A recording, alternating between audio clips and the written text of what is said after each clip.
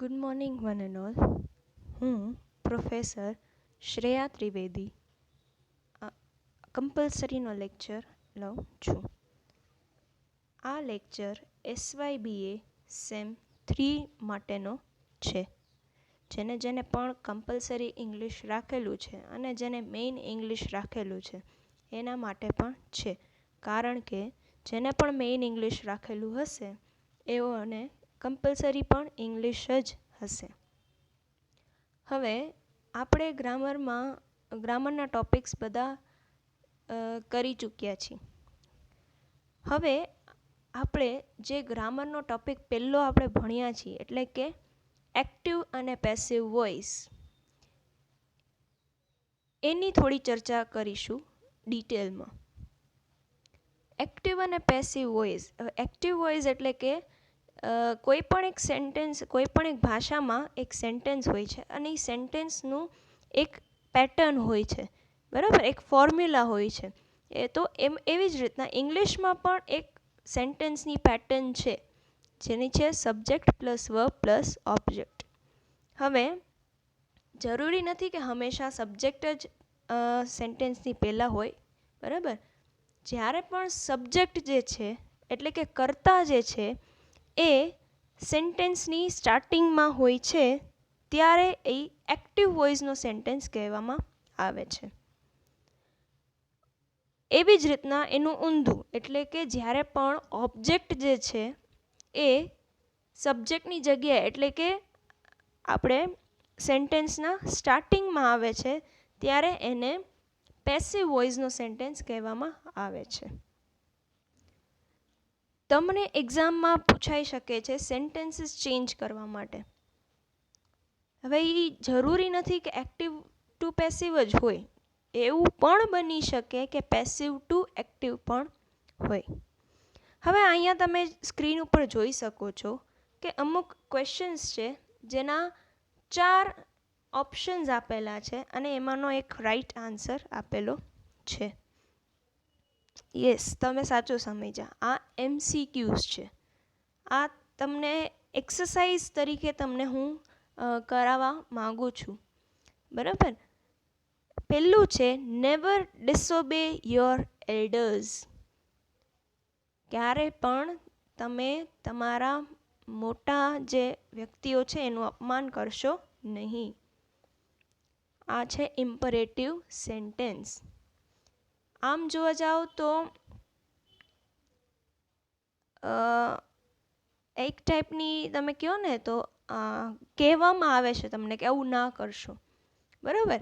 હવે આમાં 4 ઓપ્શન્સ જોઈ લ્યો.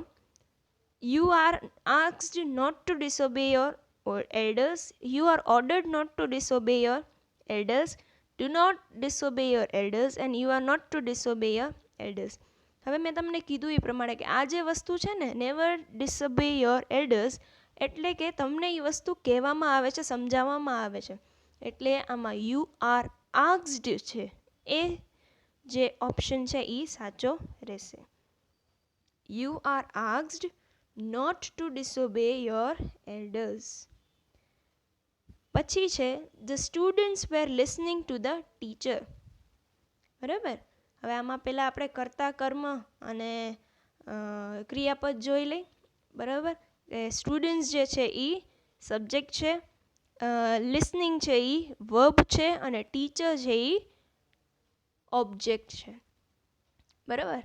એટલે તમે જોઈ શકો છો કે 4 ઓપ્શનમાં ટીચર જે છે એ સ્ટાર્ટિંગમાં આવે છે અને સ્ટુડન્ટ્સ જે છે એ છેલ્લે આવે છે.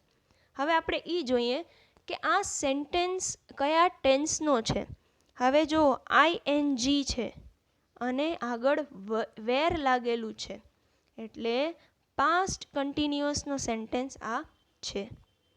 હવે જ્યારે પણ આપણે સેન્ટેન્સને પેસિવ વોઇસમાં કન્વર્ટ કરીએ છીએ ત્યારે ટેન્સ જે છે એ ચેન્જ થઈ જાય છે, બરાબર ને. તો શું આવશે?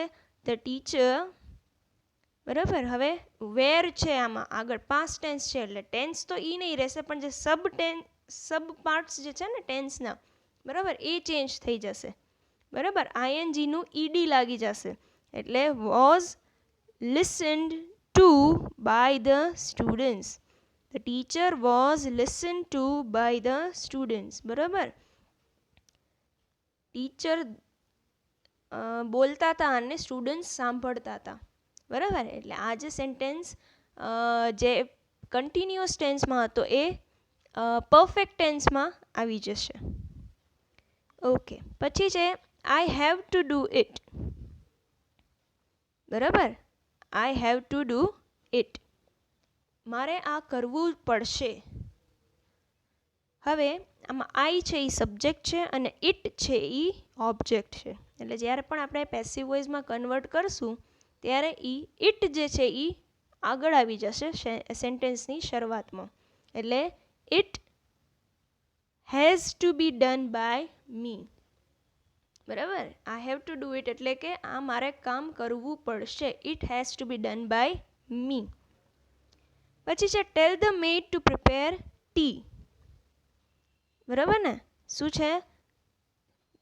કામવાળીને કે ચા બનાવે. મેડ એટલે કામવાળી. ઓકે, તો એ કામવાળીને કે ચા બનાવે એટલે શું, એને કહેવામાં આવ્યું છે. તો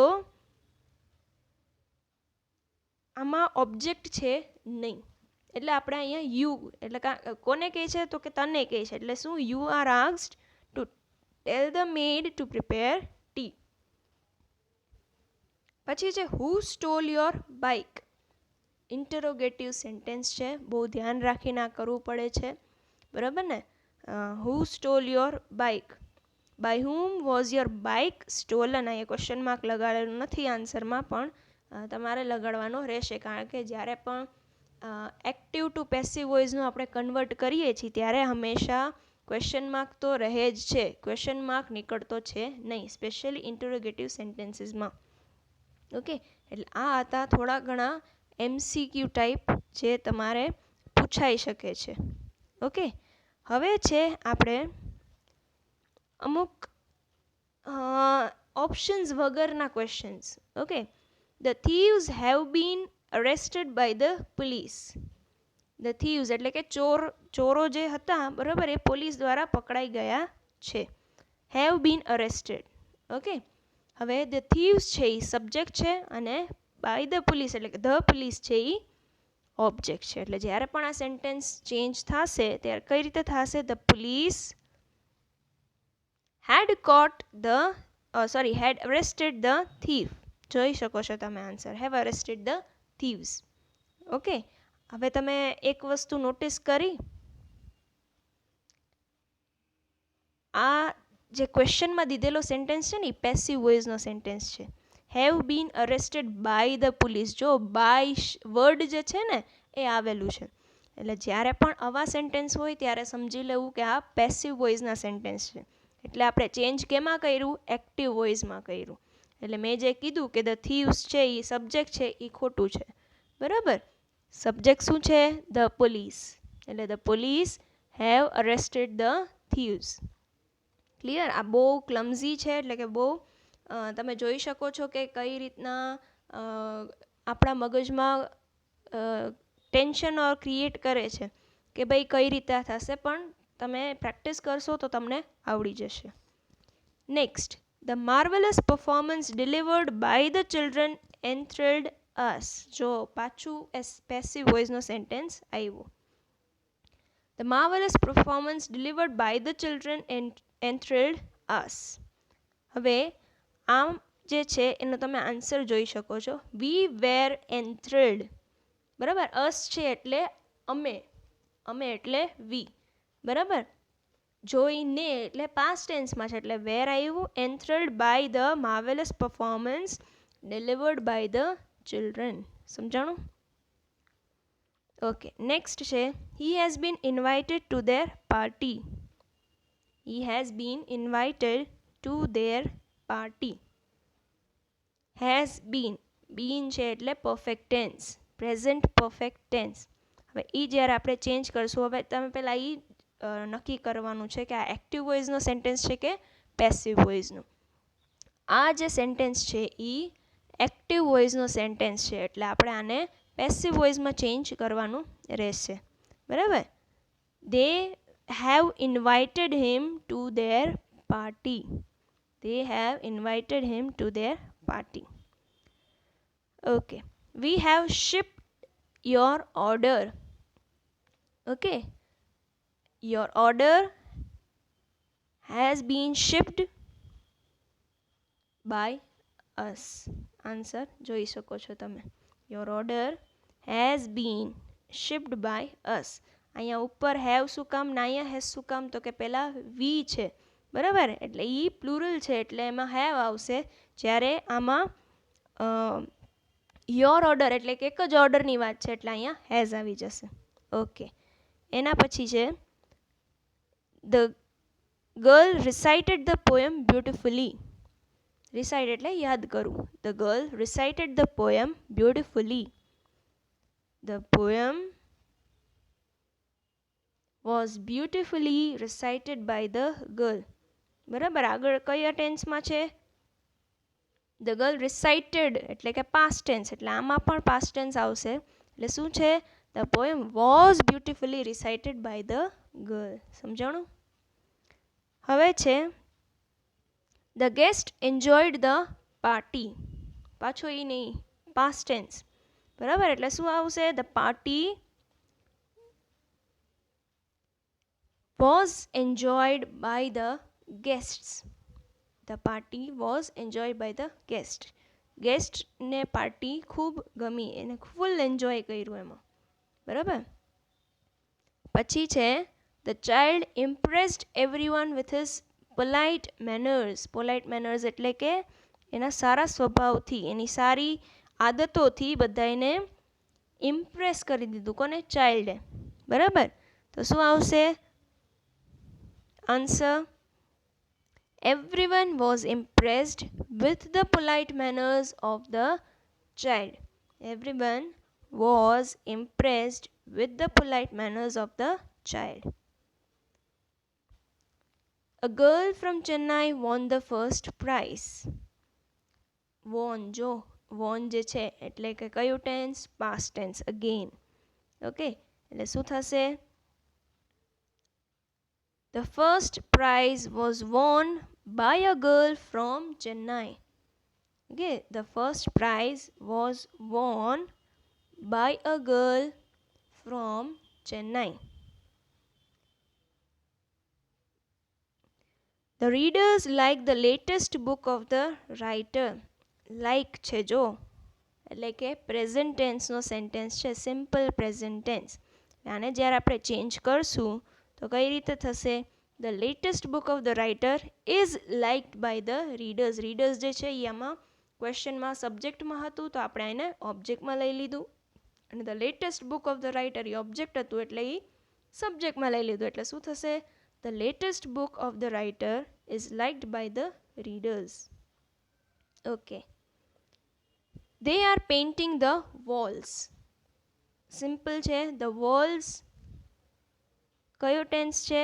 આર પેઇન્ટિંગ એટલે કે સિમ્પલ પ્રેઝન્ટ કન્ટિન્યુઅસ ટેન્સ છે એટલે શું થઈ જશે? The walls are being painted by them. Okay, પછી શું છે? The car has been fixed by the mechanic. Has been એટલે કે પ્રેઝન્ટ પરફેક્ટ ટેન્સ, તો શું થશે? The car mechanic has fixed the car. જો પાછું પેસિવ ટુ એક્ટિવ આવ્યું. The car has been fixed by the mechanic. By the mechanic છે એટલે પેસિવ વોઇસનો સેન્ટેન્સ છે, એને આપણે એક્ટિવ વોઇસમાં કરવાનું છે. એટલે the mechanic has fixed the car. સમજાણું? જો થયું ને? Okay, last, she accepted their invitation with pleasure. she accepted their invitation with pleasure. Accepted એટલે કયું થયું? Past tense. The invitation was accepted by her with pleasure. Okay, આ થોડા ઘણા સેન્ટેન્સીસ આપણે કરેલા. આ રીતે તમારે active to passive voice convert કરવાનું રહેશે. હજી એકવાર આપણે નેક્સ્ટ લેક્ચરમાં આ વિષયની એકાદ એક્સરસાઇઝ હજી કરશું જેથી કરીને તમને બધું ક્લિયર થઈ જાય. ઓકે, ત્યાં સુધી આઈ રિક્વેસ્ટ યુ કે તમે વારે ઘડીએ આવા સેન્ટેન્સીસની પ્રેક્ટિસ કરો જેથી કરીને તમારું જે બેઝ છે એ બહુ ક્લિયર થઈ જાય અને તમને કોઈ પણ ડાઉટ્સ હોય એ પણ ક્લિયર થઈ જાય. ઓકે, કારણ કે ગ્રામર એવી વસ્તુ છે કે એ કન્ટિન્યુ રિપીટ કરવી પડે, પ્રેક્ટિસ કરવી પડે તો જ આવડે. મેથ્સની જેવું છે. ઓકે, હું વાળે ઘડે એટલે રિપીટ કરું છું કારણ કે આજકાલ કોઈને ગ્રામરમાં એટલી પકડ હોતી નથી. ઓકે, તો હું રિક્વેસ્ટ કરું છું કે ભાઈ તમે પ્રેક્ટિસ કરે રાખજો. Okay, and be safe and please don't forget to comment your name and roll number in the comment section. Okay, and see you in the next lecture. Thank you.